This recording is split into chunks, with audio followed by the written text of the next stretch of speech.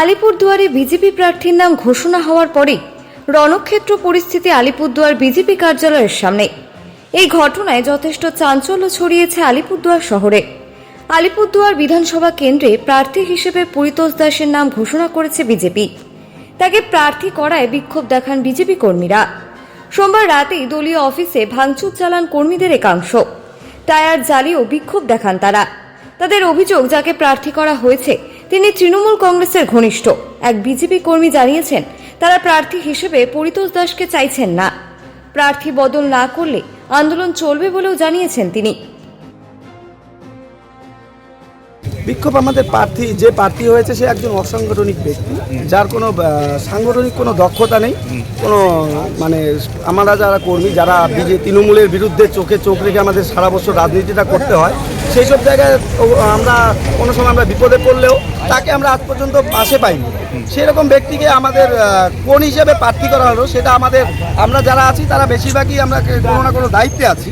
কিন্তু যেই জায়গাটা আমাদের জানার কথা যে সংগঠনের মধ্যে থেকে হবে, আমাদের মধ্যে থেকে অনেক সার্ভে হয়েছে, যার নানান নাম নেওয়া হয়েছে, সে আমরা সব মানলাম যে একে করা যায় না, ওকে করা যায় না। কিন্তু একজন অসাংগঠনিক ব্যক্তি, যার ব্যবসায়ী ছাড়া কোনো নিজস্ব পরিচয় নেই, রাজনৈতিক কোনো পরিচয় নেই, তাকে কিভাবে প্রার্থী করা হয়? আজকে যদি আমরা একজন বুথ লেভেলের কোনো বুথ সভাপতিকে বা বুথের একজন সাধারণ কর্মীকে করা হতো, তাতেও আমাদের কোনো সংকোচ থাকতো না, কিন্তু অভিযোগ থাকতো না। কিন্তু আজকে এমনই একজনকে করা হচ্ছে, যার সঙ্গে আমরা আপনাদের একটু আগে দেখালাম যে অরূপ বিশ্বাসের সঙ্গে তিনি বৈঠক করছেন, যে তৃণমূলের সাথে সরাসরি সেটিং আছে। কোন মন্ত্রী অরূপ বিশ্বাস, তৃণমূলের যে মন্ত্রী অরূপ বিশ্বাস, সেই অরূপ বিশ্বাসের সঙ্গে সেটিং আছে। আমরা ফটো আপনাদের সামনে দেখিয়েছি অল্প আগে। সেই অরূপ বিশ্বাসের সঙ্গে সেটিং থাকা ব্যক্তিকে কি করে আজকে আলিপুরদুয়ারের মতো একজন শক্ত সিটে, যেখানে একজন কলাগাছ দাঁড় করলে পর্যন্ত যেটা পরিস্থিতি আছে আলিপুরদুয়ারে, তৃণমূলের সংগঠন নেই, ওই জায়গার পরিস্থিতিতে আজকে কি করে পরিতোষ দাসের মতো এই নির্বাচন রাজ্য বিজেপি থেকে হয়েছে, কি করে হলো সেটা আমরা বুঝতে পারছি না। কিন্তু জেলার থেকেও তো আজকে সবুজ সংকেত পাওয়ার পরই রাজ্য থেকে করলো, জেলা থেকে সবুজ সংকেত না পাওয়ার পর করেনি।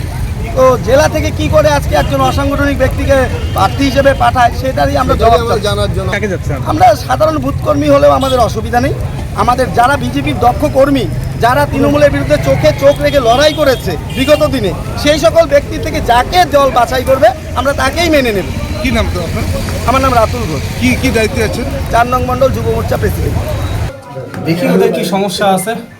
ঠিক আছে, ওদের কি সমস্যা আছে সেই সমস্যাগুলো একবার শুনে নেই, তারপরে আপনাদেরকে বলবো। ওদের সঙ্গে কথা বলে দেখছি। 2021 সালে দেখছেন শুনুন, কার্যকর্তাদের মানসিকতা কিংবা ইমোশন কি আছে না আছে আলোচনা না করলে তো বুঝতে পারবো না। আমি তো মাত্র আসলাম, একবার আলোচনা করে নিই, আলোচনা করে আমি দেখি তারপরে। কোথাও ঠিক আছে, একবার কথা বলি ওদের সঙ্গে, কথা না